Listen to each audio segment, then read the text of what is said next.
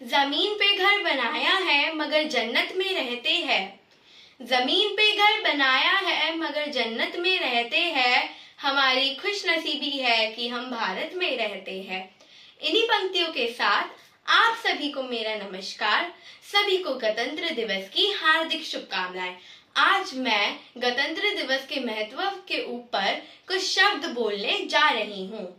साथियों, यूं तो हमारा देश 15 अगस्त 1947 में आजाद हुआ था, लेकिन हमारे देश के पास अपना संविधान ना होने के कारण इसलिए जब हमारा देश आजाद हुआ था तब अपने तंत्र या व्यवस्था या यूं कहे तो अपने संविधान के बिना हमारा देश अधूरा था। लगभग 3 वर्ष की कड़ी मेहनत के बाद हमारी संविधान सभा ने अपना संविधान तैयार किया। यह संविधान 26 जनवरी 1950 में लागू किया गया था। तब से लेकर आज तक गणतंत्र दिवस 26 जनवरी को ही मनाया जाता है। स्वतंत्र और गणतंत्र दिवस में यह मूल अंतर है कि 15 अगस्त के दिन ध्वजारोहण किया जाता है और 26 जनवरी के दिन ध्वज फहराया जाता है।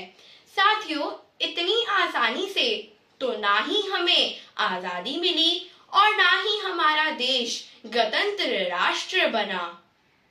बहुत से वीरों ने अपनी जान देकर हमारे देश को आजाद किया है।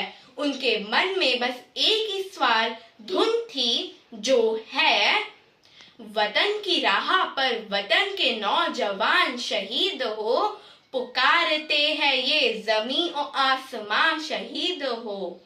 ऐसे ही एक वीर शहीद सरदार उधम सिंह थे।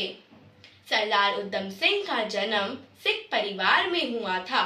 जब वे 2 साल के थे तब उनकी माता का देहांत हो गया।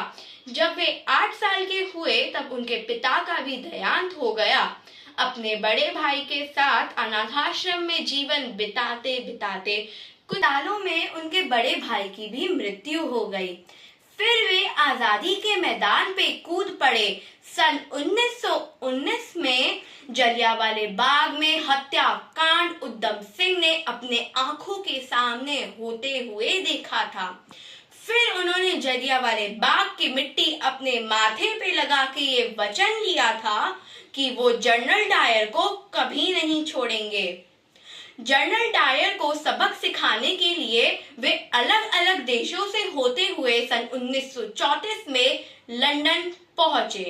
लंदन पहुंचने के बाद उन्होंने बहुत सी छानबीन की और लगभग 6 वर्षों की कड़ी मेहनत के बाद उन्हें जनरल डायर को मारने का मौका मिला। अपनी मोटी किताब के पन्नों के अंदर बंदूक छिपाकर वे लंदन की असेंबली में जाने के लिए तैयार हो गए, जहां जनरल डायर भी आने वाले थे। फिर उन्होंने सभी सभा के सामने जनरल डायर को गोली मारकर अपनी वचन पूरी किया, लेकिन उसके बाद उन्होंने भागने की कोशिश ना की और खुद को लंदन पुलिस के हवाले कर दिया और सन 1940 में उन्हें फांसी दे दी गई। ऐसे ही कुछ और वीर शहीद की बदौलत से हम आज आजादी की खुली हवा में सांस ले पा रहे हैं। तो हमें भी ये वचन लेना होगा कि गलत मत कदम उठाओ, सोच कर चलो, विचार कर चलो, राह की मुसीबतों को पार कर चलो। और अंत में मैं बस इतना ही कहूंगी, आजादी के वही तराने फिर से हमें दिखा जाओ। कैसे भी हो, किस हाल में हो, जरा सूरत अपनी दिखा जाओ। सुभाष, शेखर, उधम सिंह, सरीखों बेटो, अब भारत माता पुकार रही है, फिर से वापस आ जाओ। धन्यवाद। जय हिंद।